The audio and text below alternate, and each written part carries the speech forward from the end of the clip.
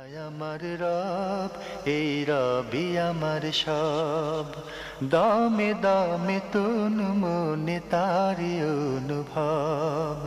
তোমার দুনিয়াতে আমি যেদিকে তাকাই, অথই নিয়ামতে ডুবে আছি সবাই। পাক পাখালির গানে শুনি তসবি কলো রব, তসবি কলো রব। আল্লাহ আমার রব, এই রবি আমার সব। আসসালামু আলাইকুম প্রিয় দর্শক, আপনারা যারা দেশে আছেন প্রবাসে, সবাইকে অনেক অনেক প্রীতি ও শুভেচ্ছা। শুরু হলো জুমাবারের লাইভ অনুষ্ঠান আপনার জিজ্ঞাসা। এই অনুষ্ঠানে আপনারা জীবন ঘনিষ্ঠ ইসলাম বিষয়ক বিভিন্ন প্রশ্ন করতে পারেন প্রাসঙ্গিক আলোচনার বিষয়েও। আমাদের আজকের প্রাসঙ্গিক আলোচনার বিষয় সুন্নাহ। আপনাদের সাথে আছি আমি জয়নুল আবেদিন আজাদ। আজকেও আপনাদের প্রশ্নের জিজ্ঞাসার সরাসরি জবাব দিচ্ছেন বিশিষ্ট আলেম ডক্টর মোহাম্মদ সাইফুল্লাহ। আসসালামু আলাইকুম ওরহমতুল্লাহি ওয়া বারাকাতুহু। প্রিয় দর্শক, চলুন তাহলে জিজ্ঞাসার আলোকিত ভুবনে আমরা শুরুতেই প্রশ্ন নিচ্ছি। আসসালামু আলাইকুম। দর্শক, আপনার পরিচয় দিয়ে প্রশ্ন করুন। আসসালামু আলাইকুম রাহমাতুল্লাহ। ওয়ালাইকুম আসসালাম। আমি দুবাই থেকে বলছি, আসাম করি। জি। আমার দুইটি প্রশ্ন। একটি হচ্ছে রাসূল সাল্লাল্লাহু আলাইহি ওয়াসাল্লামকে স্বপ্নে দেখা, এই বিষয়টা নিয়ে। আর স্বপ্নে কি রাসূল সাল্লাল্লাহু আলাইহি ওয়াসাল্লাম কি স্বপ্নে এসে কি কাউকে উপদেশ দিতে পারবেন? আর আমার দ্বিতীয় প্রশ্ন হচ্ছে, নুরউদ্দিন জঙ্গি যিনি ওই রাসূল সাল্লাল্লাহু আলাইহি ওয়াসাল্লামের কবর চুরির স্বপ্নটা দেখেছিলেন, এটা কি রাসূল সাল্লাল্লাহু আলাইহি ওয়াসাল্লাম স্বপ্ন দেখিয়েছিলেন? এই দুটো প্রশ্ন। আমরা জানি না এই প্রশ্নগুলো আমাদের জীবন যাপনের সাথে কতটা প্রাসঙ্গিক। তো ওনার দুটি প্রশ্ন, একটি রাসূল সাল্লাল্লাহু আলাইহি ওয়াসাল্লামকে কি স্বপ্নে দেখা যায়, স্বপ্নে কি তিনি উপদেশ দিতে পারেন, এরপরে আবার নুরউদ্দিন জঙ্গি যিনি কবর চুরি করেছেন, এই বিষয়ে। প্রথম যে প্রশ্নটি করেছেন যে রাসূলুল্লাহ সাল্লাল্লাহু আলাইহি ওয়াসাল্লামকে স্বপ্নে দেখা যায় কিনা, হ্যাঁ, রাসূলুল্লাহ সাল্লাল্লাহু আলাইহি ওয়াসাল্লামকে স্বপ্নে দেখা জায়েজ, বৈধ, এবং এটা বাস্তব দেখেছে বা দেখা যায় প্রমাণিত হয়েছে। সুতরাং এবং রাসূলুল্লাহ সাল্লাল্লাহু আলাইহি ওয়াসাল্লাম হাদিস দ্বারা সাব্যস্ত হয়েছে যে যদি মানরা আনি ফিল মানামি ফাকাদ রাআল হক, যে আমাকে মানে স্বপ্নের মধ্যে দেখলো সে সত্যিকার আমাকেই দেখলো। তাই রাসূলুল্লাহ সাল্লাল্লাহু আলাইহি ওয়াসাল্লামকে স্বপ্নে দেখা এটি বৈধ বিষয়। স্বপ্নে রাসূলুল্লাহ সাল্লাল্লাহু আলাইহি ওয়াসাল্লামকে যদি কেউ দেখেন, তাহলে রাসূলুল্লাহ সাল্লাল্লাহু আলাইহি ওয়াসাল্লাম তাকে কোনো নির্দিষ্ট বিষয়ে উপদেশ দিতেও পারেন, এটাও জায়েজ। তবে শরিয়ার কোনো বিষয়ে রাসূলুল্লাহ সাল্লাল্লাহু আলাইহি ওয়াসাল্লাম যেগুলো নির্দেশ দিয়ে গিয়েছেন সেগুলোর বিপরীত তাকে নির্দেশনা দেবেন না। যদি সেই বিপরীত কোনো নির্দেশনা দিয়ে আসে, তাহলে বুঝতে হবে এটা আল্লাহ নবী সাল্লাল্লাহু আলাইহি ওয়াসাল্লামকে স্বপ্নে দেখেননি, বরং অন্য কেউ মানে কাউকে স্বপ্ন দেখেছেন, মানে সেটি রাসূলুল্লাহ সাল্লাল্লাহু আলাইহি ওয়াসাল্লামকে স্বপ্নে দেখা নয়। রাসূলুল্লাহ সাল্লাল্লাহু আলাইহি ওয়াসাল্লাম বিশেষভাবে কোনো ব্যক্তি যদি কোনো বিষয়ে নির্দেশনা বা উপদেশ দেন, সেটা দেওয়াও জায়েজ রয়েছে, দিতে পারেন। এখানে একটি গুরুত্বপূর্ণ বিষয় রয়েছে, সেটা হচ্ছে এই রাসূলুল্লাহ সাল্লাল্লাহু আলাইহি ওয়াসাল্লামকে স্বপ্নে দেখার বিষয়টি সেভাবেই হতে হবে যেভাবে রাসূলুল্লাহ সাল্লাল্লাহু আলাইহি ওয়াসাল্লামের অবয়ব, শারীরিক কাঠামো যেভাবে বর্ণিত হয়েছে সেভাবেই। তো ওই হুবহু যদি সেভাবে কেউ না দেখেন, রাসূলুল্লাহ সাল্লাল্লাহু আলাইহি ওয়াসাল্লামকে তিনি স্বপ্নে দেখেননি, বরং অন্য কেউ অথবা অন্য কোনো শয়তান তাকে বিভিন্নভাবে ওয়াসওয়াসা দিয়েছে, রাসূলুল্লাহ সাল্লাল্লাহু আলাইহি ওয়াসাল্লামকে তিনি স্বপ্নে দেখেননি। তাই যিনি স্বপ্নে দেখবেন তিনি হুবহু রাসূলুল্লাহ সাল্লাল্লাহু আলাইহি ওয়াসাল্লামের অবয়ব সম্পর্কে, শারীরিক কাঠামো সম্পর্কে যেই পরিচিতি মানে রাসূলুল্লাহ সাল্লাল্লাহু আলাইহি ওয়াসাল্লামের শামাইলের মধ্যে এসেছে, ঠিক শামাইল অনুযায়ী যদি মিলে, তাহলেই সত্যিকার অর্থে তিনি রাসূলুল্লাহ সাল্লাল্লাহু আলাইহি ওয়াসাল্লামকে স্বপ্নে দেখেছেন। আর কবর চুরির প্রসঙ্গটি, এখানে একটি গুরুত্বপূর্ণ বিষয় রয়েছে, সেটা হলো স্বপ্ন দেখানোর দায়িত্ব কিন্তু রাসূল সাল্লাল্লাহু আলাইহি ওয়াসাল্লামের না। স্বপ্ন দেখানোর কাজটি মূলত আল্লাহ রাব্বুল আলামিনের। এটি আল্লাহর পক্ষ থেকে এক প্রকারের ওয়াহী, আল্লাহর পক্ষ থেকে এক প্রকার ওয়াহী। যখন এই স্বপ্নটি শুদ্ধ হবে, মানে সহিহ হবে, যথাযথ হবে, সত্য হবে, তখন এটা আল্লাহর পক্ষ থেকে হবে। তাই স্বপ্ন রাসূল সাল্লাল্লাহু আলাইহি ওয়াসাল্লাম কখনো দেখাবেন না। রাসূল সাল্লাল্লাহু আলাইহি ওয়াসাল্লাম তো মাখলুকাতের দায়িত্বের মধ্যে অন্তর্ভুক্ত নয়। এটা সরাসরি আল্লাহ সুবহানাহু ওয়া তাআলা আল্লাহর বান্দাদেরকে স্বপ্নে কোনো বিষয় সম্পর্কে দেখানোর যদি আল্লাহ সুবহানাহু ওয়া তাআলা প্রয়োজন মনে করেন, অনুগ্রহ করেন, তাহলে কোনো বিষয় সম্পর্কে তাদেরকে আল্লাহ রাব্বুল আলামিনের লাইনে পক্ষ আরো থেকে প্রশ্ন দেখান। অপেক্ষা করছে। তাই এটা নুরুদ্দিন জাঙ্গিয়া যে ঘটনাটি উল্লেখ করেছেন, এটা মানে তিনি মানে স্বপ্নে দেখেছেন। এই স্বপ্নটি আল্লাহ সুবহানাহু ওয়া তাআলার পক্ষ থেকে তাকে একটা নির্দেশনা, যেহেতু এটি একটি ষড়যন্ত্র ছিল ইহুদিদের, আমরা অনেকে এই বিষয় সম্পর্কে পড়েছি, এবং এই বর্ণনাটি অধিকাংশ আহলুত তাহকিক বলেছেন যে শুদ্ধ। আমরা আরেকটি টেলিফোন নিচ্ছি। আসসালামু আলাইকুম, দর্শক আপনার পরিচয় দিয়ে প্রশ্ন করুন। ওয়ালাইকুম সালাম, জয়পুর হাটতে বলছিলাম, আসেন আমি। জি ভাইয়া বলুন। ভাই আমার একটা প্রশ্ন একটু সাজেশন দেবেন, সেটা হচ্ছে যে একটু বড় করে বলতে হবে, প্লিজ একটু ধৈর্য ধরে শুনবেন। ভাই আপনি একটু সংক্ষিপ্ত করে বলুন। হ্যাঁ, ঠিক স্পষ্ট শুনতে পাচ্ছি না, একটু ধীরে স্পষ্ট করে বলুন। আচ্ছা আচ্ছা, আজ থেকে 5 বছর আগে একটা মানুষের সঙ্গে, মানে পুরুষ মানুষের সঙ্গে আমি মোবাইলে প্রতারণা করি, বুঝছেন। তাকে কিন্তু খারাপ কাজে উদ্বুদ্ধ করি, মানে খারাপ কাজ যে সহযোগিতা করবো বলে প্রতারণা করি। আর তার কাছে আমি একটা ওয়াদা নেই যে আমার নাম যদি প্রকাশ করেন তাহলে আপনার আমল বরবাদ হবে। আমি নাম কাছে এই ওয়াদাটা নেই। পরে তার কাছে আমি পরিচয় দিই, সব নাম প্রকাশ করলে তার আমল বরবাদ হবে। এখন আমার নাম প্রকাশ করছে কিনা জানি না, তবে সে লোকটা মারা গেছে। আর তাকে আমি খারাপ কাজে কোনো সহযোগিতা করিনি, শুধু প্রতারণা করছিলাম। পরে আমি বলছিলাম যে না, এগুলো আমার দ্বারা হবে না। আমি কি তার আমল বরবাদ হবে এরকম একটা শর্ত দিচ্ছিলাম। আর আমার নাম প্রকাশ করলে সেই ক্ষেত্রে এখন সে প্রকাশ করলে আমি তাকে মাফ করে দিলাম, যে প্রকাশ না করে তাও মাফ করে দিলাম। আমি অপরাধটা কত বড় অপরাধ করলাম, সেক্ষেত্রে আমি মাফ যোগ্য কিনা, মানে ক্ষমার যোগ্য কিনা। ধন্যবাদ আপনাকে। আপনাদের এইসব প্রশ্ন, এটা মুসলিম হিসেবে জীবনযাপনের কোন পর্যায়ে এসে চলে আসে, এই বিষয়গুলো তো আপনারা সহজভাবে জানতে পারেন, আশেপাশের লোক থেকে জানতে পারেন। দীর্ঘ এই বিষয়গুলো আপনারা আমাদের প্রশ্ন করেন, আপনাদের প্রশ্ন পেয়েছেন তো? প্রশ্নটি পেয়েছি। এক ভাইয়ের সাথে প্রতারণা করেছেন, এটি হারাম কাজ।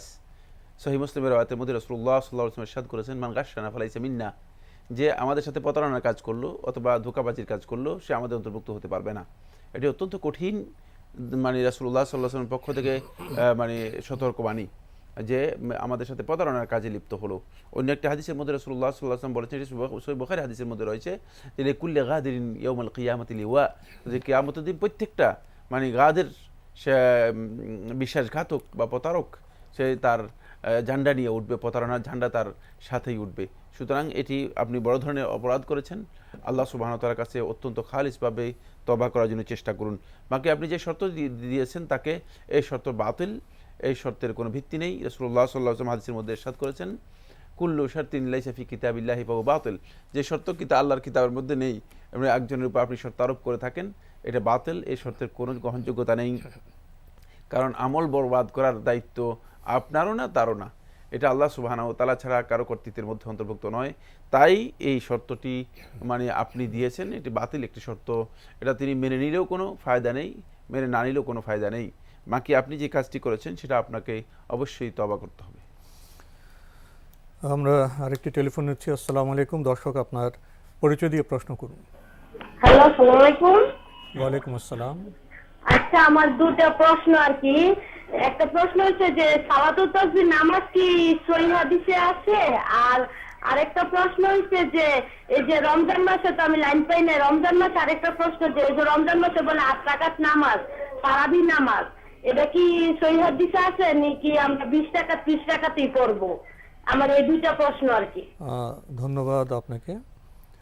উনি সালাতুত তাসবিহ নামাজ সম্পর্কে জানতে চেয়েছেন, এটা কি সহিহ হাদিস সম্মত? সালাতুত তাসবিহের ব্যাপারে হাদিস রয়েছে, হাদিস ইমাম তিরমিজি তার সুনানের মধ্যে বর্ণনা করেছেন, কিন্তু হাদিসটি বাতিল, গ্রহণযোগ্য নয়। এই হাদিসটি কেউ কেউ বলেছেন বানাউট, কেউ কেউ বলেছেন বাতিল, কেউ কেউ বলেছেন অত্যন্ত দুর্বল। মুদ্রা কথা হচ্ছে হাদিসটি সহি সনদ দ্বারা সাব্যস্ত হয়নি। সুতরাং উত্তম হচ্ছে যেটা, সেটা হলো নিয়মিত তাহাজ্জুদের সালাত কন্টিনিউ করা, যেহেতু রাসূলুল্লাহ সাল্লাল্লাহু আলাইহি ওয়াসাল্লাম সহিহ বুখারী এবং মুসলিম হাদিসের মধ্যে বলেছেন, আফদালুস সালাতি বাদাল মাকতুবা সালাতুল লাইল, যে ফরজ সালাতের পরে সবচেয়ে শ্রেষ্ঠ সালাত হচ্ছে রাতের নামাজ। সুতরাং রাতের নামাজ তাহাজ্জুদ আল্লাহ রাব্বুল নামাজ। আলামিনের কাছে তাহাজ্জুদের সালাত, সুতরাং রাতের সালাত আদায় করাটা, তাহাজ্জুদের সালাত আদায় করাটা উত্তম আপনি যেই সালাত ও তাসবিহের কথা বলেছেন তার চেয়ে, কারণ এটি বিতর্কিত এবং বিশুদ্ধ বক্তব্য হচ্ছে এ সম্পর্কে বর্ণিত হাদিসটি মূলত গ্রহণযোগ্য নয়। আমাদের দর্শক রমজানের লাইন পাননি, কিন্তু ওনার প্রশ্ন তো রয়ে গেছে। জি, সে প্রশ্ন হলো তারাবি কি 8 রাকাত পড়বেন না 20 রাকাত পড়বেন? আপনি 8 রাকাতও পড়তে পারেন, আপনি 20 রাকাতও পড়তে পারেন। 8 রাকাতের বিষয়ে 20 রাকাতের বেশি তো পড়তে পারেন। সহিহ হাদিস সাব্যস্ত হয়েছে। রাসূলুল্লাহ সাল্লাল্লাহু আলাইহি ওয়াসাল্লাম থেকে উম্মুল মুমিনিন আয়েশা রাদিয়াল্লাহু তাআলা আনহা বর্ণনা করেছেন, সহিহ বুখারী এবং মুসলিমের মধ্যে এই হাদিসটি সহিহ বুখারীর মধ্যে সাব্যস্ত হয়েছে। সুতরাং আপনি মানে সেটাকে যদি অনুসরণ করেন তাহলে 8 রাকাতও পড়তে পারেন। আবার যদি আপনি মনে করেন যে আরও বেশি পড়বেন রাতের নামাজ, তাহলে আপনার জন্য বৈধ 20 রাকাতও পড়তে পারেন, আরও বেশিও পড়তে পারেন। 2 রাকাত 2 রাকাত 2 রাকাত 2 রাকাত করে আপনি যতটুকু সম্ভব পড়তে পারেন, জায়েজ রয়েছে। প্রিয় দর্শক, আমরা আরেকটি টেলিফোন নিচ্ছি। আসসালামু আলাইকুম, পরিচয় দিয়ে প্রশ্ন করুন। হ্যালো, আমরা আপনাকে শুনতে পাচ্ছি, পরিচয় দিয়ে প্রশ্ন করুন। জি আমি 3টে প্রশ্ন করব।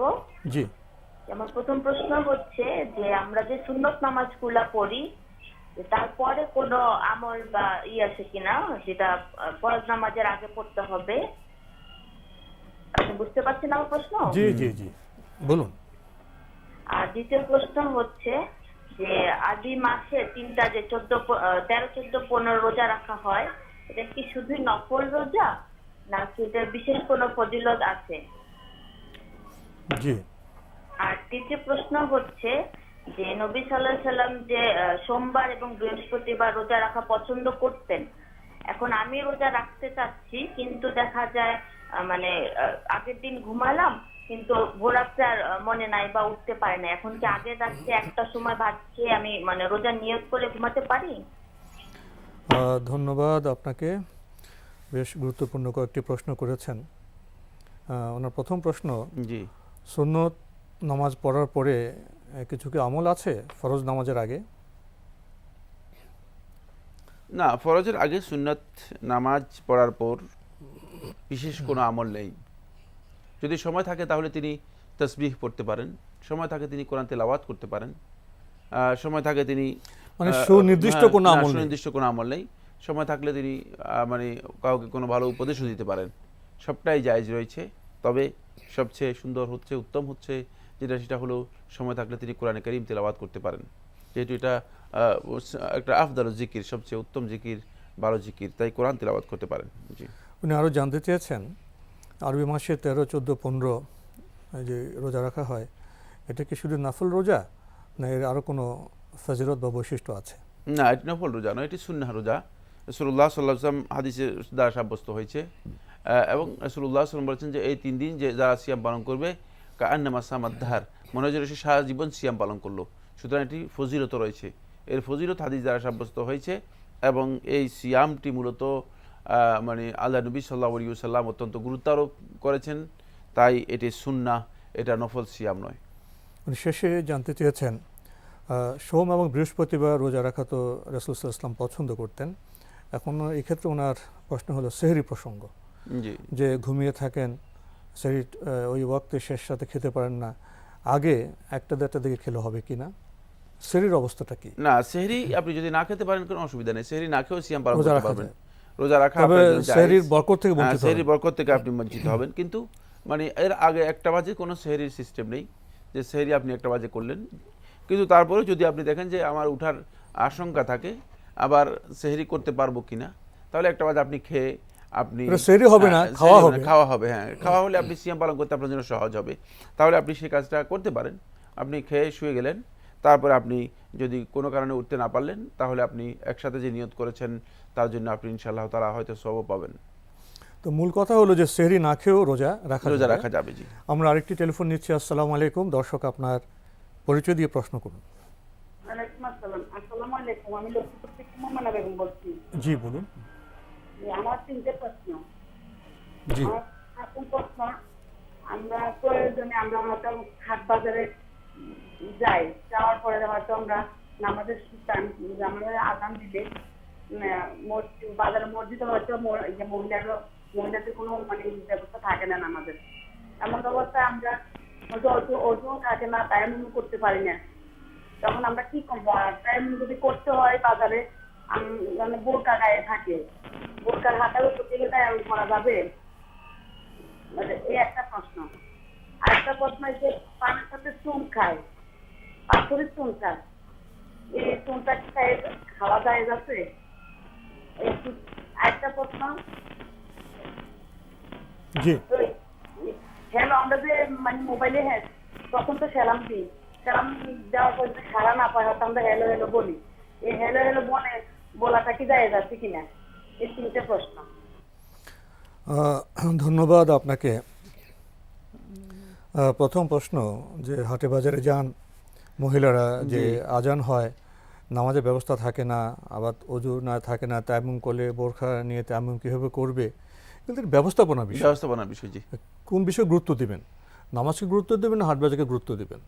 এবং নামাজের সময়টাকে উনি সংরক্ষণ করবেন, সেফে রাখবেন, না হাট বাজারটাকে আপনি বেশি গুরুত্ব দেবেন?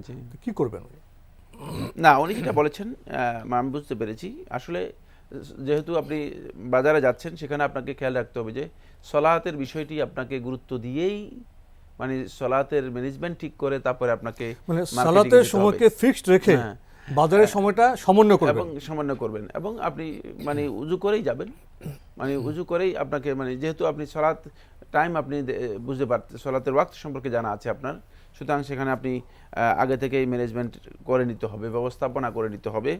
এখানে তায়াম্মুমের কথা বলেছেন, তায়াম্মুমের মানে কোনো সুযোগ নেই, কারণ হলো তায়াম্মুম কখন, মানে উজু না করতে পারলে তায়াম্মুম, ব্যাপারটা এমন নয়। তায়াম্মুম পানি না পেলে তায়াম্মুম, পানি যেহেতু আছে বাজারে, যদি আপনি যান বাজারে তো প্রত্যেক জায়গাতেই পানি রয়েছে, সুতরাং সেখানে তায়াম্মুমের প্রশ্নই আসে না। তাই আপনি যেভাবে বলেছেন সেভাবে শুদ্ধ নয়, মানে এই পদ্ধতি আপনার শুদ্ধ হবে না।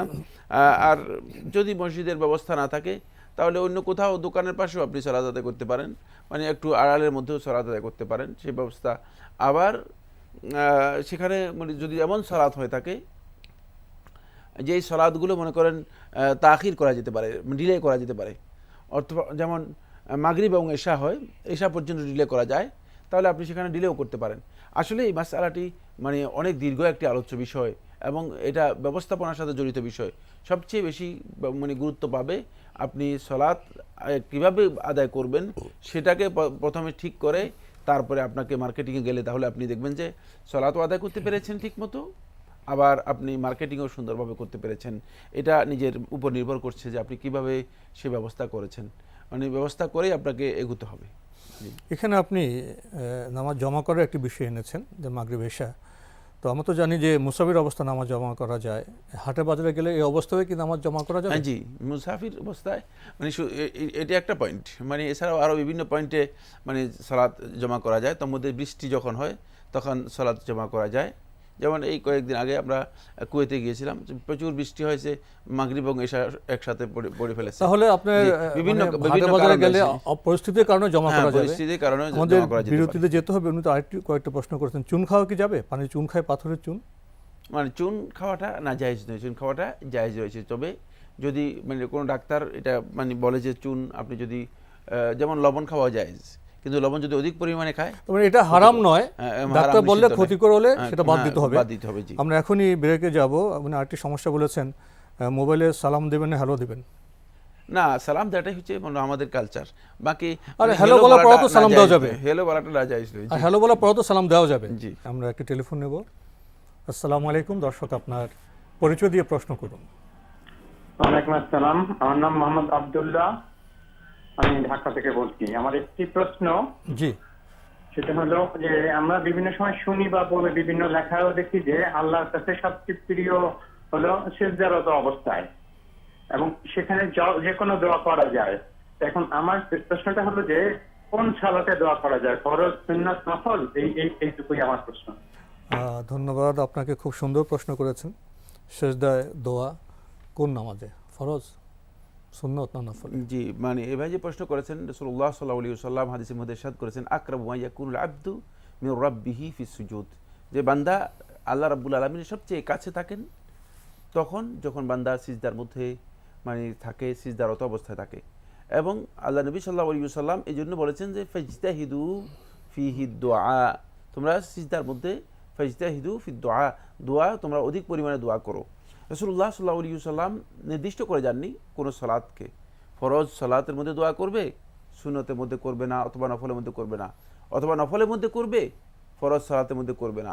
যেহেতু রাসূলুল্লাহ সাল্লাল্লাহু আলাইহি ওয়াসাল্লাম সিজদায় দোয়া করতে বলেছেন, সুতরাং যত প্রকার সিজদা রয়েছে প্রত্যেক প্রকার সিজদার মধ্যে দোয়া করা জায়েজ এবং সকল প্রকার দোয়া করা জায়েজ। দোয়া দুই প্রকার রয়েছে, একটা হচ্ছে দোয়া উসানা আর হচ্ছে দোয়া মাসআলা। শেখুল ইসলাম ইবনে কাইয়িম রাহমাতুল্লাহ আলাইহি বলেন এই দুই প্রকারের দোয়া, দুই প্রকারের দোয়াই মূলত করা জায়েজ রয়েছে সিজদার মধ্যে। কেউ দোয়া মাসআলা করতে চান, যেমন আল্লাহ রাব্বুল আলামিনের কাছে কিছু চাইতে চান, তার প্রয়োজন আছে, হাজাত রয়েছে, তিনি কার কাছে চাইবেন? অবশ্যই আল্লাহর কাছে চাইবেন। নামাজের ওয়াক্তের বাইরেও? হ্যাঁ, নামাজের বাইরেও চাইবেন, নামাজের মধ্যে। সুতরাং সিজদার মধ্যে তিনি আল্লাহ রাব্বুল আলামিনের কাছে সেই দোয়াটি করতে পারবেন। যেমনিভাবে তিনি সিজদার মধ্যে দোয়া উসানাও করতে পারবেন, আল্লাহ তাআলার প্রশংসা সম্বলিত যে সমস্ত দোয়াগুলো রয়েছে সেগুলো করতে পারবেন। আমরা আরেকটি টেলিফোন নিচ্ছি। আসসালামু আলাইকুম, দর্শক আপনার পরিচয় দিয়ে প্রশ্ন করুন। আসসালামু আলাইকুম, আমি মৌলভীবাজার থেকে আব্দুল আহাদ খান বলতেছি। ওয়ালাইকুম আমার আসসালাম। প্রথম প্রশ্ন হচ্ছে, তায়াম্মুমে কি হাতের কবজি পর্যন্ত মাসহ করবে না কোন পর্যন্ত মাসহ করবে? আর দ্বিতীয় প্রশ্ন হচ্ছে, যদি কেউ 2 রাকাত নামাজ পড়ে তাহলে ভুলক্রমে তৃতীয় রাকাতের জন্য পুরা দাঁড়িয়ে গেছে, তখন আবার তৃতীয় রাকাত পরে সজদা দেবে না চতুর্থ রাকাত পরে সজদা দেবে? আপনার কোন ভুলের জন্য সহসিজদার কথা বললেন? কোন ভুলের জন্য সহসিজদার কথা বললেন? যদি আমরা 2 রাকাত নামাজ পড়তেছি, 2 রাকাত? জি 2 রাকাত, হ্যাঁ, আর ভুলক্রমে 2 রাকাতে না বসে আমরা তৃতীয় রাকাতে দাঁড়িয়ে গেলাম, জি এখন 3 রাকাত পরে সজদা দেবে না 4 রাকাত পরে সজদা জি দেবে? জি জি জি 2 রাকাতের জন্য। ধন্যবাদ আপনাকে। ওনার প্রশ্ন হলো তায়াম্মুম বিষয়ে। হ্যাঁ, তায়াম্মুমের ব্যাপারে আপনি যেটা বলেছেন যে হাতের কবজি পর্যন্ত মাসে করবে নাকি কোন পর্যন্ত মাসে করবে, এই মাসআলার মধ্যে আলেমদের মধ্যে দ্বিমত রয়েছে। এটা একটা ইজতিহাদি মাসআলা। বিশুদ্ধ বক্তব্য হচ্ছে হাতের কবজি পর্যন্ত, যেহেতু কোরআনে কারীমের মধ্যে আল্লাহ সুবহানাহু ওয়া তাআলা বলেছেন স্পষ্ট করে, মানে ফাতায়াম্মামু সাঈদান তাইয়িবান ফামসাহু বিউজুহিকুম ওয়া আইদিকুম মিনহু। কোরআনের মধ্যে আল্লাহ সুবহানাহু ওয়া তাআলা স্পষ্ট ওয়া আইদিকুম ইয়াদকে বোঝানো হয় থাকে, এবং ইলার রুজক, মানে সমস্ত ওলামায়ে কেরামের ইত্তেফাক হচ্ছে আইদিকুম দ্বারা বোঝানো হয় থাকে ইলার রুজক, এই যে কবজি পর্যন্ত এতটুকুকে বোঝানো হয় থাকে। এই কোরআনের সুস্পষ্ট বক্তব্যের কারণে মূলত এই মাসআলার মধ্যে আমরা এটা স্পষ্ট বুঝতে পেরেছি যে মানে হাতের কবজি পর্যন্ত মাসে করাটাই হচ্ছে তায়াম্মুমের মধ্যে বিধান। দ্বিতীয় প্রশ্ন, 2 রাকাত বিশিষ্ট নামাজে দ্বিতীয় রাকাতে আপনার ভুলে উঠে গেলেন, তৃতীয় রাকাত পড়লেন, তো সহসিজদা কখন দিবেন? তখনই দিবেন না 4 রাকাত শেষ করে? যেখানে ভুল কনসেপ্ট তিনি যেটা বলেছেন, ভুল একটা কনসেপ্ট দিয়েছেন, সেটা হচ্ছে 2 রাকাত সালাতের মধ্যে যদি কেউ তৃতীয় রাকাতে দাঁড়িয়ে যান তিনি বসে যাবেন, তিনি 8 রাকাত কমপ্লিট করবেন, সাথে সাথে বসে যাবেন? তিনি সাথে সাথে বসে যাবেন, যখন মনে পড়বে, যখনই তার মনে পড়বে তখনই তিনি বসে যাবেন। বসে গিয়ে তিনি তারপরে তাশাহুদ করে 2 সিজদা দেবেন, বা সিজদা তাশাহু যেটা রয়েছে বা সাহু সিজদা যেটাকে বলা হয় থাকে সেটা তিনি দেবেন, কিন্তু তিনি 3 রাকাতও কমপ্লিট করবেন না, 4 রাকাতও কমপ্লিট করবেন না। আমরা আরেকটি টেলিফোন নিচ্ছি। আসসালামু আলাইকুম, দর্শক আপনার পরিচয় দিয়ে প্রশ্ন করুন। আসসালামু আলাইকুম। ওয়ালাইকুম আসসালাম। আমি আশুগঞ্জ থেকে মীর মোহাম্মদ সেলিম বলছি। জি ভাইয়া বলুন। আমার 2টি প্রশ্ন। একটি প্রশ্ন হলো যে নামাজের মধ্যে রাফিয়াইজান করার দলিল বেশি নাকি রাফিয়াইজান না করার দলিল বেশি? জি। আরেকটি প্রশ্ন হলো যে আমাদের মসজিদে শুক্রবারের জুমাতে যে 2টি খুতবা দেওয়া হয়, শেষে যে খুতবাটি দেওয়া হয় সেটি কি নবী করিম সাল্লাল্লাহু আলাইহি ওয়াসাল্লাম দিতেন? সেটি কি সুন্নাত দেওয়া? এবং জুমার নামাজের আগে যে খুতবা দেওয়া হয় তাতে করে কি 3টি খুতবা হয়ে যায় না? ধন্যবাদ আপনাকে। আসসালামু আলাইকুম। ওয়ালাইকুম আসসালাম। 2টি প্রশ্ন করেছেন। প্রথম প্রশ্ন, রাফিয়াদিনের ব্যাপারে কি দলিল বেশি না না করার ব্যাপারে দলিল বেশি? রফুল ইয়াদাইনের ব্যাপারে দলিল বেশি না না করার ব্যাপারে দলিল বেশি? রফুল ইয়াদাইনের ব্যাপারেই অনেক হাদিস রয়েছে, মানে দলিলের সংখ্যায় যদি আপনি যান তাহলে অনেক বেশি হাদিস রফুল ইয়াদাইনের বিষয় রয়েছে। আর রফুল ইয়াদাইন না করার ব্যাপারে একেবারেই হাদিস নেই। রফুল ইয়াদাইন না করা এবং করা এই বিষয় নিয়ে আলেমদের মধ্যে দ্বিমত রয়েছে। এখানে একটি হাদিসকে আব্দুল্লাহ ইবনে মাসউদ রাদিয়াল্লাহু তাআলা বর্ণিত একটি হাদিসকে তাহকিকুল মিশকাতের মধ্যে শেখ নাসিরুদ্দিন আলবানী রাহমাতুল্লাহ আলাইহি সহি বলেছেন। বাকি এ বিষয় নিয়ে যথেষ্ট বিতর্ক রয়েছে, কিন্তু সৈয়দ সাবেক রাহিমাহুল্লাহ তাআলা তিনি তার ফিকহ সুন্নাহর মধ্যে উল্লেখ করেছেন, তিনি বলেছেন যে রফুল ইয়াদাইনের হাদিসগুলো বর্ণনা করেছেন আল্লাহ নবী সাল্লাল্লাহু আলাইহি ওয়াসাল্লাম থেকে 55 জন সাহাবী। সুতরাং এটি মুতাওয়াতির পর্যায়ের একটি হাদিস। তাই কেউ ধৃষ্টতা পোষণ করা জায়েজ নেই যে রফুল ইয়াদাইন হাদিস দ্বারা সাব্যস্ত হয়নি, বরং রফুল ইয়াদাইন হাদিস দ্বারা সাব্যস্ত হয়েছে।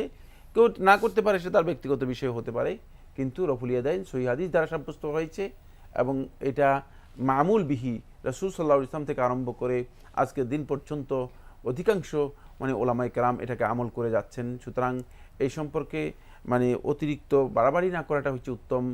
কেউ যদি তার ইজতিহাদ অনুযায়ী তিনি মনে করেন যে আমি রফুল ইয়াদাইন করবো না, সেটা ভিন্ন কথা, সেটা ব্যক্তিগত বিষয় হতে পারে, যেহেতু আলেমদের ইজতিহাদ আছে, নামাজ তো হয়ে যাবে। কিন্তু রফুল ইয়াদাইনের ব্যাপারেই মূলত অধিকাংশ রিওয়ায়াত রয়েছে এবং হাদিসের সংখ্যা অনেক বেশি রয়েছে। ওনার দ্বিতীয় প্রশ্নটিও খুবই গুরুত্বপূর্ণ জুমার খুতবা প্রসঙ্গে। এখন তো দেখা যায় অনেক জায়গায় 3টি খুতবা হয়, এসব ঠিক আছে কিনা? না, আপনি যে বন্ধু যে প্রশ্ন করেছেন এখানে পুরাটাই বিভ্রান্তি, পুরোটাই সুন্নাহর পরিপন্থী কাজ। সুতরাং এই সুন্নাহ পরিপন্থী কাজ আমরা আমাদের খাহেশ প্রবৃত্তির অনুসরণ করে করছি, আমরা আল্লাহ নবী সাল্লাল্লাহু আলাইহি ওয়াসাল্লামের অনুসরণ করছি না। এখানে সেটা হচ্ছে আমরা আমাদের খুশি মতোই কাজগুলো করে যাচ্ছি। তাহলে সুন্নাহসম্মত খুতবাটা কেমন হবে? সুন্নাহ হচ্ছে সেটা হলো রাসূলুল্লাহ সাল্লাল্লাহু আলাইহি ওয়াসাল্লাম যে দুটি খুতবা দিতেন, প্রথম খুতবার মধ্যে উপদেশ থাকতো, দ্বিতীয় খুতবার মধ্যে বেশিরভাগ ক্ষেত্রে রাসূলুল্লাহ সাল্লাল্লাহু আলাইহি ওয়াসাল্লাম দোয়া করতেন। আর এখন 3টি খুতবা, প্রথমে একটা বাংলা খুতবা দেওয়া হয়ে থাকে, তারপর আবার আরবিতে 2টা খুতবা দেওয়া হয়ে থাকে, তারপরে যে খুতবা দেওয়া হয়ে থাকে সেই খুতবার মধ্যে মূলত কোনো ধরনের উপদেশ থাকে না, কারণ যেহেতু সেটা কেউ বুঝে না, ধারণা করা হয় আরবিতে খুতবা দিতে হবে। এই ধারণাটা কি ঠিক আছে? না, এটি অশুদ্ধ নয়, বরং শেখ মুহাম্মদ ইবনে সালেহ আল উসাইমিন রাহিমাহুল্লাহ তাআলা তিনি তার একাধিক কিতাবের মধ্যে আরকানুল ইসলামের মধ্যে বলেছেন যে এই কাজটি হারাম, যে লোকেরা বুঝে না এমন কোন বক্তব্য লোকদের উদ্দেশ্যে দেয়া। আপনি উপদেশ দিলেন কিন্তু আমি এমন ভাষায়, যে ভাষা আমরা বুঝি না, আমি কিছু বুঝি নাই, এর অর্থ হচ্ছে আপনি আসলে আমার সময় নষ্ট করেছেন, আমাকে উপদেশও দেননি এবং খুতবার পবিত্র দায়িত্ব পালিত হলো না, উপদেশ দেননি, কারণ একটি উপদেশ আমি এখান থেকে গ্রহণ করতে পারিনি। সুতরাং এটি উপদেশ হবে না এবং এটাকে মাওয়াইজা না হওয়ার কারণে এটাকে শেখ রহমতুল্লাহ আলাইহি বলেছেন যে তার ফতোয়ার মধ্যে এটি হারাম কাজ, ভুল কাজ। তাহলে বাংলাদেশের প্রেক্ষাপটে বাংলাদেশের জনবদ্ধ যে ভাষা বাংলায় 2টি খুতবা হবে। বাংলাতে বাংলায় বলতে এখানে একটু বিভ্রান্তি আসতে পারে, সেটা হলো কোরআন এবং হাদিসের টেক্সটগুলোকে বাংলাতে বুঝিয়ে দিবেন, এটা বললে খুব প্রথমে উপদেশ দিবে, বক্তব্য তো কোরআন হাদিস সম্মত হবে এবং কোরআন হাদিস তো আরবিতে বলতে হবে, সাথে এটাকে বাংলাতে বুঝিয়ে দিবেন। জি, আমরা আরেকটি টেলিফোন নিচ্ছি। আসসালামু আলাইকুম, দর্শক আপনার পরিচয় দিয়ে প্রশ্ন করুন। আসসালামু আলাইকুম। ওয়ালাইকুম আসসালাম। আমি নাজমুল হোসেন বলছি। জি ভাইয়া বলুন। একটা প্রশ্ন হলো যে আমি সারা বছর কোরআন শরীফ পড়ি, কোরআন শরীফ পড়ার পরে যে খতমগুলো হয় 12 খতম 20 খতম রায় কিছু, এটা কি আমি সবে কত রাত্রি বসিয়ে দিলে কি আমরা ন্যায়সম্মত হবে নাকি? আর কোরআন শরীফের মধ্যে যে 14টা সেজদা আছে, এই 14টা সেজদা আমি কোরআন পড়া শেষ করে দিলে কি আমার এটা ন্যায়সম্মত হবে কিনা, যেটা প্রশ্ন। ধন্যবাদ আপনাকে। আমাদের ভাই প্রশ্ন করেছেন, উনি পবিত্র কোরআন পড়েন, খতম দেন, 8, 10, 12 ইত্যাদি খতম দিয়ে, এগুলো কি উনি অপেক্ষা করবেন শবে কদর রাতে বক্সানোর জন্য? না, আপনাকে অপেক্ষা করতে হবে না। আল্লাহ রাব্বুল আলামিনের কাছে যখনই কোরআন খতম হবে তখন আল্লাহ রাব্বুল আলামিনের কাছে ফরিয়াদ করে দোয়া করবেন যেন আল্লাহ সুবহানাহু ওয়া তাআলা আপনার এই খাতমা যে খতমটি আপনি করেছেন সেটা আল্লাহ রাব্বুল আলামিন কবুল করেন, মেহেরবানি করেন। তাহলে তো সরাসরি পৌঁছে যাবে। আপনি এবং আপনি যাদের জন্য দোয়া করা দরকার তাদের জন্য দোয়া করবেন, এর জন্য আপনি অপেক্ষা করবেন না। অপেক্ষা করা সুন্নাহ দ্বারা সাব্যস্ত হয়নি এবং এটি সুন্নাহ অনুসরণ নয়।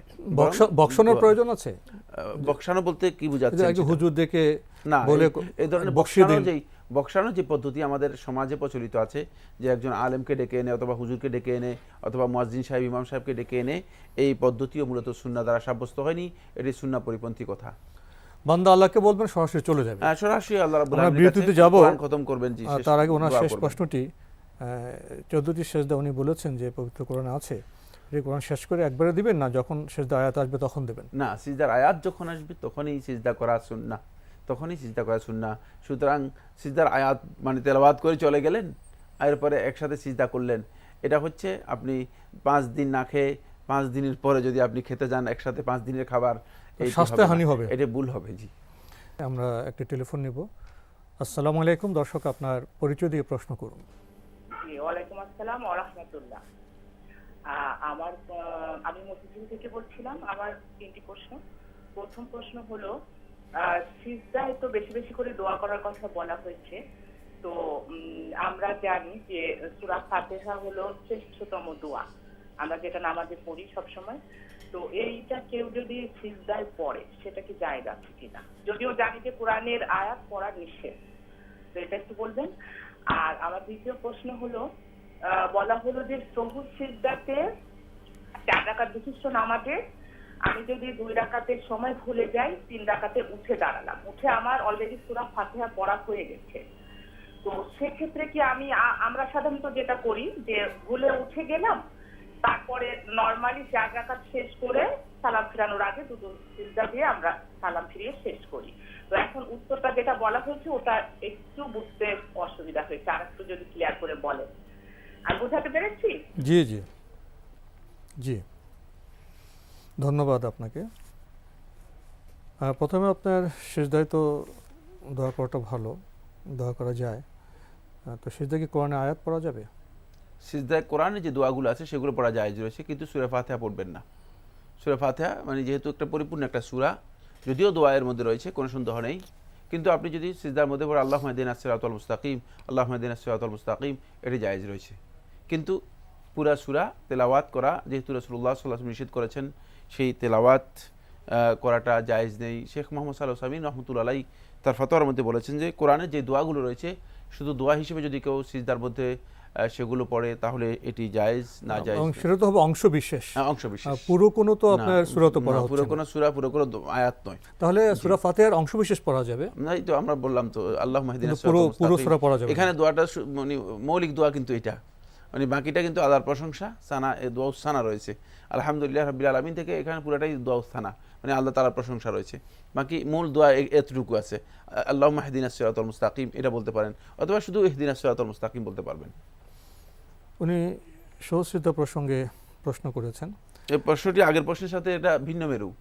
আগের প্রশ্ন ছিল কিন্তু 2 রাকাত বিশিষ্ট সালাতের মধ্যে, আপনি এসে বলেছেন 4 রাকাত বিশিষ্ট সালাতের মধ্যে, দুইটা ভিন্ন মেরুতে চলে গিয়েছেন।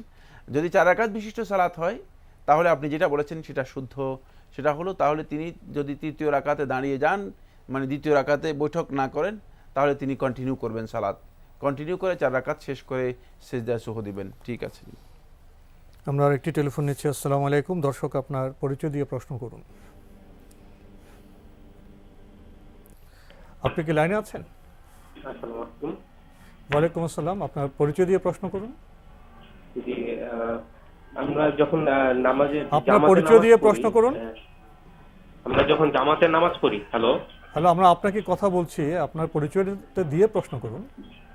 জি, আমার নাম মোহাম্মদ নাজমুল হুদা রনি। জি, আমার প্রশ্নটি হচ্ছে যে আমরা যখন জামাতে নামাজ পড়ি, 2 রাকাত জামাতের নামাজ যদি মিস হয়ে যায়, তাহলে পরবর্তীতে যে 2 রাকাতটা পড়বো সেটার জন্য কি সূরা মিলিয়ে পড়বো? জি, ধন্যবাদ আপনাকে। পেয়েছেন তো প্রশ্ন? জি পেয়েছি। পরবর্তী 2 রাকাত যখন আদায় করবেন তখন আপনি সূরা মিলাতেও পারেন, না মিলালেও কোনো অসুবিধা নেই, আপনি শুধু সূরা ফাতিহা পড়লে যথেষ্ট হয়ে যাবে। আমাদের আজকের প্রাসঙ্গিক আলোচনার বিষয় ছিল সুন্নাহ। সুন্নাহ শব্দটি আমাদের একেবারেই পরিচিত, কিন্তু মানে সুন্নাহর মধ্যে মূলত এই পরিভাষার সাথে আমাদের এক বিশাল বিভ্রাট বা বিভ্রান্তি জড়িত আছে। সেই বিভ্রাট বা বিভ্রান্তি থেকে একটু দৃষ্টি আকর্ষণ করবো সুন্নাহর যে ডেফিনেশন রয়েছে, যে সংজ্ঞা রয়েছে সেই সংজ্ঞার মধ্যে। কারণ আহলুল ফিকহ যারা রয়েছেন, অর্থাৎ ফিকহ বিশারদগণ যারা রয়েছেন, তারা সুন্নাত বলতে যেটা বুঝান সেটা হলো ফরজ ওয়াজিব নয় এমন কাজকে সুন্নত বুঝান। ফরজ ওয়াজিব নয় এমন কাজ বোঝানোর জন্য তারা সুন্নাত শব্দটি ব্যবহার করে থাকেন। কিন্তু আমরা যখন আল্লাহ নবী সাল্লাল্লাহু আলাইহি ওয়াসাল্লামের হাদিসের মধ্যে যাব, আমরা দেখব যে সুন্নাতকে আল্লাহ নবী সাল্লাল্লাহু আলাইহি ওয়াসাল্লাম তিনি যে হিদায়াত নিয়ে এসেছেন, যেই তরিকা নিয়ে এসেছেন, পুরোটাই এই পুরা তরিকাটা বোঝানোর জন্য আল্লাহ নবী সাল্লাল্লাহু আলাইহি ওয়াসাল্লাম সুন্নাত শব্দ ব্যবহার করেছেন। দেখেন আনাস ইবনে মালিক রাদিয়াল্লাহু তাআলা বর্ণিত সহিহ বুখারীর 539 নম্বর হাদিসের মধ্যে বলেন, ফামান রাগিবা আন সুন্নতি ফালাইসা মিন্নি, যে আমার সুন্নত থেকে মুখ ফিরে নিল বা আমার সুন্নত থেকে বিমুখ হলো, ফালাইসা মিন্নি, সে আমার দলভুক্ত হতে পারবে না। কিন্তু ফিকহের যে সুন্নত রয়েছে, মানে ফিকহবিদগণ যে সুন্নাহর কথা বলেন, সেই সুন্নাহ হচ্ছে মানে ফরজ ওয়াজিব নয় এমন কাজ বোঝানোর জন্য। যেটা করলে সওয়াব আছে, না করলে গুনাহ নেই, এমন কাজ বোঝানোর জন্য সুন্নত ব্যবহার করা থাকে। কিন্তু হাদিসের মধ্যে রাসূলুল্লাহ সাল্লাল্লাহু আলাইহি ওয়াসাল্লাম সুন্নাহ বলতে যেটা বুঝিয়েছেন সেটা হচ্ছে মানে দ্বীনের যেই রীতিনীতি নিয়ম পদ্ধতি রাসূলুল্লাহ সাল্লাল্লাহু আলাইহি ওয়াসাল্লাম যে তরিকা নিয়ে এসেছেন, এই পুরা তরিকাটাই হচ্ছে মূলত সুন্নাহ। ফরজ ওয়াজিব সব শুদ্ধ। এই তরিকা থেকে কোনোভাবেই যদি কোনো ব্যক্তি ইবাদত পালনের ক্ষেত্রে বিমুখ হয়, ভিন্ন দৃষ্টিভঙ্গি পোষণ করে থাকে, তাহলে সেই ব্যক্তি হেদায়েত থেকে বঞ্চিত হবে এবং সে মূলত দ্বীনের মধ্যেই থাকতে পারবে না। এই জন্য রাসূলুল্লাহ সাল্লাল্লাহু আলাইহি ওয়াসাল্লাম বলেছেন ফালাইসা মিন্নি, সে আমার দলভুক্ত হতে পারবে না। একটা টেলিফোন নিয়ে আবার আপনার কাছে ফিরে আসছি। আসসালামু আলাইকুম দর্শক, আপনার পরিচয় দিয়ে প্রশ্ন করুন। জি, আপনার পরিচয় দিয়ে প্রশ্ন করুন। আমার নাম রাজিয়া, আমি বরিশাল থেকে বলছি। জি বলুন। হ্যাঁ, আমার প্রশ্নটা একটু বড়, কিন্তু আমি ইসলামের জীবন কিভাবে গড়তে হয় সে সম্পর্কে জানতে চাই। আচ্ছা, জীবন কিভাবে গড়তে হয়? হ্যাঁ, জি জি জি। আমার বাবা আমার জন্মের পর 20 বছর মেয়াদি একটি ডিপিএস করে। সেই ডিপিএসটি পূর্ণ হওয়ার 3 মাস আগে আমার বাবা মারা যায়। হ্যাঁ, তখন ব্যাংকে কোনো নমিনি না থাকায় কোর্টে কেস করে 5 বছর পর টাকাটা পায়। সেখান থেকে আমার মা, ছোট বোন এবং আমি তিনজনকে ভাগ করে দেয় কোর্টে। এখন এই টাকা এছাড়া আমার বাবা মারা যাওয়ার পর আরেকটা জমিও আমরা বিক্রি করি নিজেদের ভরণ পোষণের জন্য। শহরে একটি বাড়ি ছিল 20 লক্ষ টাকায়। এখন এই 20 লক্ষ টাকা আমার মা আমার 2 বোন নিয়ে অবিবাহিত দিনের মেয়ে কিভাবে জীবনযাপন করবে? ইসলাম এই সম্পর্কে কি বলেছে? বিধবা মহিলারা কিভাবে আসলে টাকা পয়সা দিয়ে জীবনযাপন করতে পারে? আমি এই সম্পর্কে একটু জানতে চাই। ধন্যবাদ আপনাকে, আপনি খুব বিস্তৃত প্রাঙ্গণের প্রশ্নগুলো নিয়ে এসেছেন। প্রথমে জীবন কিভাবে গড়বেন? আসলে উনি যেভাবে মানে একটা ব্রড কোশ্চেন করেছেন, এটা বিস্তারিত আলোচনা করার মতো সুযোগ নেই। এ বিষয়ে আপনি হয়তো কোনো যোগ্য আলেম অথবা এ বিষয়ে প্রাজ্ঞ কোনো ব্যক্তির সাথে আপনি আলোচনা করতে পারেন, তাহলে সবচেয়ে বেশি উপকৃত হবেন। তবে মানে একজন ব্যক্তি সত্যিকার অর্থে নিজের জীবনকে পরিচালনা করতে হলে মানে তাকে প্রথমেই যেটা উপলব্ধি করতে হবে, মানে প্রথম উপলব্ধি তার মধ্যে আসতে হবে সেটা হচ্ছে যে আমি আল্লাহর বান্দা, আমার একজন মুনিব আছে, আমি জানতে হবে, এটা জানতে হবে। এই উপলব্ধি মানে তার মধ্যে যদি না থাকে তাহলে কিন্তু তিনি সত্যিকার অর্থে মিসগাইডেড হবেন এবং সীমা লঙ্ঘন করতে পারেন। জীবনের সবচেয়ে বড় সমস্যা এখানেই যে মানুষ মানে নিজের গণ্ডি সম্পর্কে বা নিজের সীমা সম্পর্কে না জানার কারণেই সীমা লঙ্ঘন করে। এটা হলো প্রথম পয়েন্ট। দ্বিতীয় নম্বর পয়েন্ট যেটা, সেটা হলো তাকে এরপর যে কাজটি করতে হবে সেটা হচ্ছে মুসলিম হতে হবে। একজন জীবন চলার জন্য মুসলিম হতে হবে। মুসলিম হওয়ার বিষয়টি আল্লাহ নবী সাল্লাল্লাহু আলাইহি ওয়াসাল্লাম হাদিসের মধ্যে যেভাবে বলেছেন, আল মুসলিমু মান সালিমা আল মুসলিমুনা মিন লিসানিহি ওয়া ইয়াদিহি। প্রকৃত মুসলিম ওই ব্যক্তি যার মানে কথা থেকে, যার হাত থেকে এবং যার ব্যবহার ইত্যাদি থেকে মানুষগুলো নিরাপদ থাকতে পারে, মানে তাকে প্রকৃত মুসলিম হতে হবে। মুসলিম হওয়ার মানে এই বিষয়টি পরপরই যে কাজটি করতে হবে সেটা হচ্ছে তাকে সত্যিকার ইমানদার হতে হবে, আল্লাহর একজন মানে মুমিন বান্দা হতে হবে। যেমন মূলত এই স্টেজগুলো জীবনে যিনি সত্যিকারভাবে তৈরি করতে পারবেন, তিনি তার জীবনটাকে প্রকৃত জীবনে গড়তে পারবেন। আর ইমানদার হওয়ারই অর্থ হচ্ছে এটাই। আল্লাহ নবী সাল্লাল্লাহু আলাইহি ওয়াসাল্লাম হাদিসের মধ্যে বলেছেন,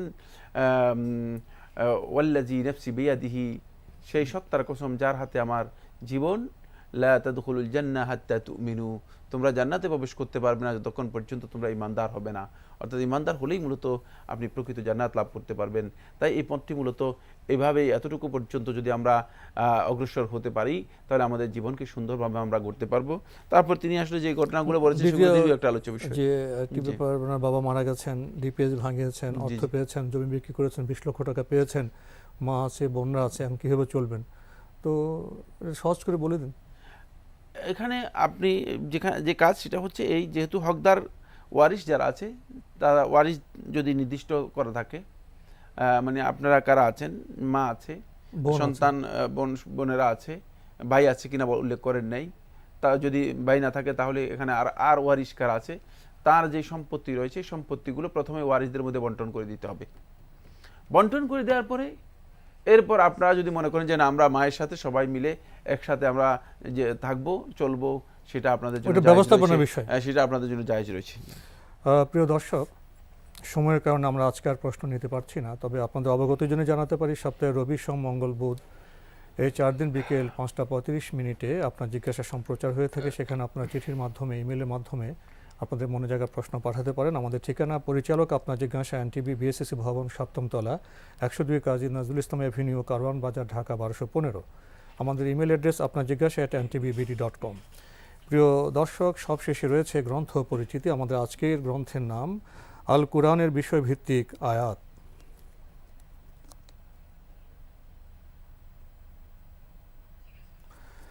আল কুরআনের বিষয়ভিত্তিক আয়াত এই গ্রন্থটি প্রকাশ করেছে মিনা বুক হাউস, আর সংকলন করেছেন প্রকৌশলী মইনুল হোসেন। আর গ্রন্থটির মূল্য 300 টাকা। দীর্ঘ সূচি রয়েছে বিভিন্ন বিষয়ে। আল কোরআনের বিষয়ভিত্তিক আয়াত, যদি সংক্ষেপে দু একটি কথা বলতেন। কোরআন করিম তো আসলে বিস্তৃত এক বিশাল সমুদ্র, যে সমুদ্রের কোনো কুল কিনারা নেই, সেই বিশাল সমুদ্র। তাই কোরআনকে যদি আমরা বিষয়ভিত্তিক মানে কোরআন থেকে জ্ঞান নিতে চাই, তাহলে কিন্তু আমাদের মানে এই ধরনের বইয়ের আশ্রয় নিতে হবে। এবং এটা সহজ হবে যেহেতু বিষয়ভিত্তিক আয়াতগুলো সেখানে একসাথ করা হয়েছে। তাই যে সমস্ত বন্ধুগণ মূলত সরাসরি কোরআন থেকে বিভিন্নভাবে জ্ঞান নিতে সমস্যা বা সরাসরি কোরআন বুঝেন না, তাদের জন্য কিন্তু এটি সবচেয়ে এটি উপকারী হবে। আর কোরআনের যত বেশি আমরা জ্ঞান নিব, তত বেশি আমরা হেদায়েতের মাধ্যমে আলো লাভ করতে পারবো এবং আমাদের নিজেদের জীবনকে সত্যিকার কোরআনের আলোকে আমরা গঠন করতে পারবো। আমাদের এখানে শেষ করতে হচ্ছে। আপনাকে অনেক ধন্যবাদ। আপনাকে অশেষ ধন্যবাদ। প্রিয় দর্শক, দেখা হবে ইনশাল্লাহ আগামী জুমাবার একই সময়ে। প্রিয় দর্শক, আপনারা আমাদের অনুষ্ঠানে এনটিভি অনলাইনেও দেখতে পারবেন। ভিজিট করুন www.ntvbd.com। দর্শক, আপনারা সবাই নিরাপদে থাকুন, থাকুন শান্তিতে। আসসালামু আলাইকুম। আল্লাহ আমার রব, এই রবি আমার সব, দামে দামে তন মনে তারি অনুভব। তোমার দুনিয়াতে আমি যেদিকে তাকাই, অথই নিয়ামতে ডুবে